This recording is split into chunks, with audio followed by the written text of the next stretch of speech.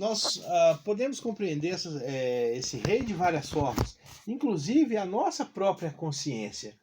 Porque quando nós somos chamados à responsabilidade do nosso espírito, ou seja, o nosso moral, quando ele toma uma determinada amplitude no caminho do bem, no sentido do bem, e ele começa a se depurar e a compreender melhor a necessidade do caminho reto, a nossa própria consciência torna esse rei.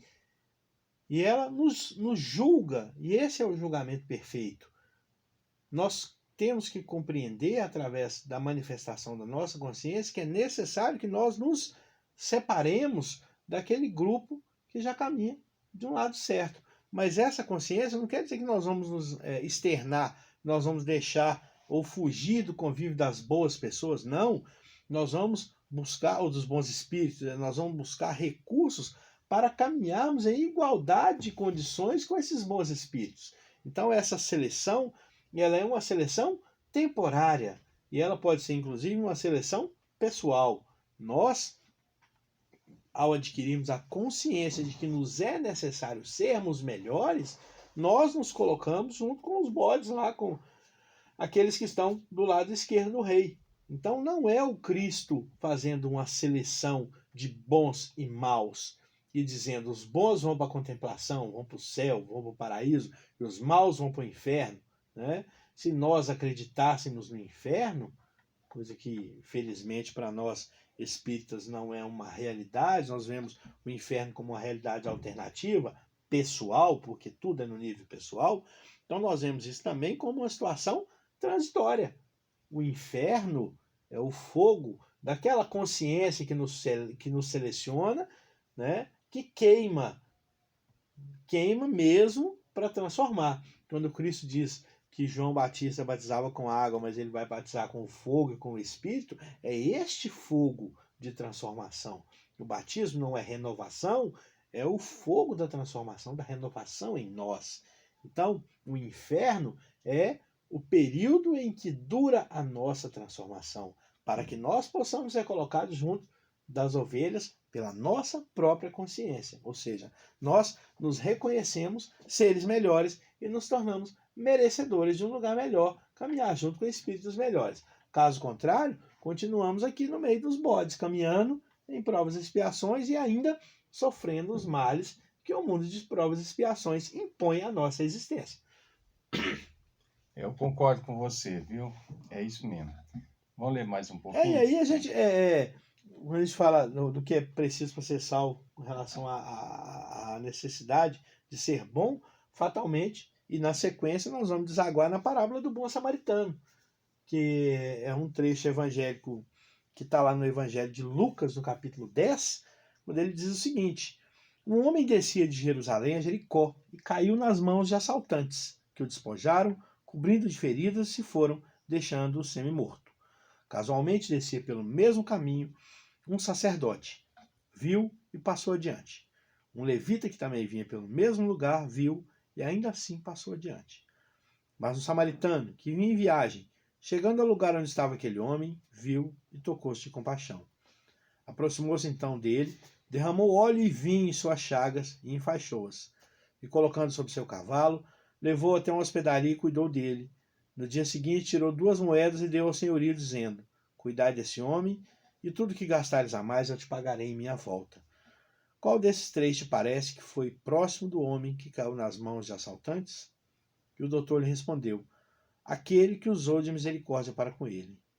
Então disse-lhe Jesus: vai e faz o mesmo.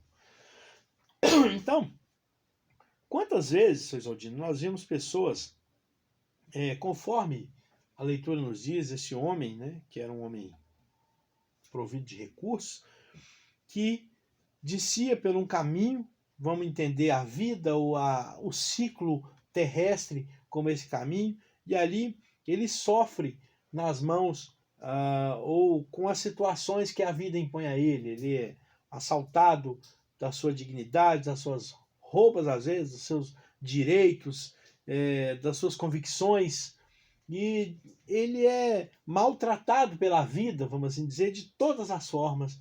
E nós, que hoje somos conhecedores do princípio, da caridade pregada pelo Cristo no seu Evangelho, nós passamos ao largo. Da mesma forma com que passou aquele sacerdote. E nós que estamos aqui postulando um caminho mais limpo, mais claro, no sentido com o direcionamento do Evangelho. Então nós somos aqui hoje considerados sacerdotes, mas ainda tem aqueles que estão começando junto conosco, gente que começou agora na doutrina, não que nós já tenhamos muito tempo, que 30, 40, 50 anos da doutrina espírita nesse plano, não é significativamente nada no plano espiritual, mas vamos entender dessa forma. E aí tem uma pessoa, nós começamos há 10 anos, 30 anos, o senhor já está há um pouco mais do que isso, mas aí vem uma pessoa que começou há 1 ano na doutrina, está começando a entender os princípios da doutrina, ali está como um levita, que também conhece o princípio da lei, que também conhece o ensinamento, também sabe sobre a caridade, e vai embora. E aí vem lá o rapaz, eu vou fazer uma comparação esdrúxula, mas vou fazer. Às vezes uma pessoa que está vindo do boteco com uma garrafa de cachaça na mão e vê uma pessoa ferida e fala, olha, álcool é bom para curar ferida. E derrama um pouco daquela cachaça ali. Naquela pessoa que está ferida, em que nós já passamos por ela. Uma pessoa que está com a melhor das intenções do mundo e apoia, bêbado, trôpego, ajuda o outro a se levantar. Quem fez o certo, quem agiu conforme o ensinamento do Cristo, o sacerdote que conhece a lei, o levita que estuda a lei, ou o bêbado que despreza a lei? Então, quando nós falamos que não existe salvação fora da caridade, às vezes nós que conhecemos os princípios evangélicos, que conhecemos o ensinamento, desprezamos o evangelho. E essa passagem, ela nos traz para nós várias colocações de entendimento, né? Eu estudei essa passagem com o Sonoro Abreu, aqui de Belo Horizonte. O Sonoro era uma pessoa assim que conhecia muito do Evangelho, né? Essas passagens, ele tinha uma forma de estudar assim e traz uma identificação muito boa, Sonoro, Solião. E nessa passagem ele falava que, olha para você ver, né? Descia um homem que vinha de Jerusalém para Jericó. Ele descia. Depois descia o outro. Quem descia o outro? O doutor da lei também descia. Depois descia o outro, o levita, descia. Quer dizer, quando está descendo, ele estava na mesma vibração, na mesma sintonia. Quer dizer, todos os três estavam desequilibrados, né? O homem estava desequilibrado, como você mesmo trouxe a colocação sobre ele, né? Flagelado as suas convicções, né? Envolvido assim nas questões da matéria, envolvido nas questões do mundo e afastado de Deus. Mas também o doutor da lei estava na mesma forma, ele também estava descendo, ele também estava caindo, né?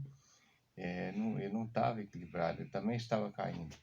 E o levita também, a mesma coisa, também estava caindo. Mas o samaritano era um povo que os judeus não gostavam deles, porque achava que eles não pertenciam, né, o Deus único, que eles pregavam, Deus pregava o Deus único, e achava que eles eram o dono da lei, né, os espíritos mais evoluídos naquela época. O ser mais evoluído na época para eles eram os judeus, né? Os que não eram judeus, espírito pessoas atrasadas no planeta, não eram pessoas evoluídas, né? Mas o que acontece é que aquele samaritano, ele não estava descendo, ele estava indo de viagem. E para ir de viagem você tem que preparar, você prepara para ir. Você não vai fazer uma viagem sem preparar, arrumar as malas, arrumar as coisas, tudo direitinho, né? Se precaver do que vai encontrar pelo caminho. Você está viajando com sabedoria e vigilante onde você estava pisando, né? Mas quando aquele estava descendo, estava caindo. Caindo o quê?